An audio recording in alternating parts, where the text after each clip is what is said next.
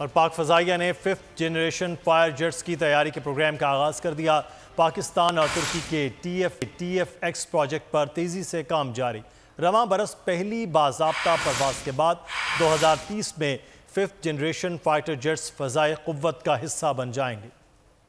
अलम अल्लाह का करम, वतन के मुहाफ़िज़ सरहदों की हिफाजत के लिए सरगर्म। पाक फ़ज़ाइया की बड़ी कामयाबी, 5th जनरेशन फाइटर जेट्स की तैयारी के प्रोग्राम का आगाज़ कर दिया। पाकिस्तान और तुर्की के TF-X प्रोजेक्ट पर तेज़ी से काम जारी। रवां बरस पहली बाज़ाब्ता परवाज़ के बाद 2030 में फाइटर जेट्स फ़िज़ाई क़ुव्वत का हिस्सा बन जाएंगे। पाकिस्तान दुनिया का 8वां मुल्क है जिसने इन तैयारों की तैयारी के प्रोग्राम का आगाज़ किया है। अमरीका, चीन और रूस न सिर्फ 5th जनरेशन तैयारे बना रहे हैं बल्कि इस्तेमाल भी कर रहे हैं। भारत, स्वीडन और जापान भी लड़ाका तैयारों का प्रोग्राम शुरू कर चुके हैं।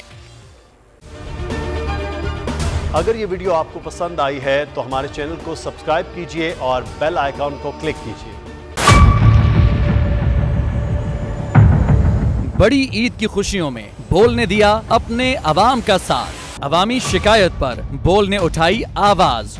उधर पेशावर में आलाइशों को ठिकाने लगाने के लिए WSSP का खुसूसी ऑपरेशन शुरू हो गया है, जिसमें 3,259 एहलकारों समेत 683 गाड़ियां हिस्सा ले रही हैं। बोल की खबर पर इदारों ने भी कसली कमर, लिया एक्शन। लाहौर में मुख्तलिफ मकामात पर आलाइशें जो है वो हमें सड़कों पर दिखाई दे रही थी, लेकिन उसके बाद जो LWMC है उनका अमला जो है वो उसके बाद फील्ड में निकला और उसके बाद आलाइशों को हटाने का सिलसिला जो है वो शुरू कर दिया गया, क्योंकि बोल है पाकिस्तान का नंबर 1 न्यूज चैनल।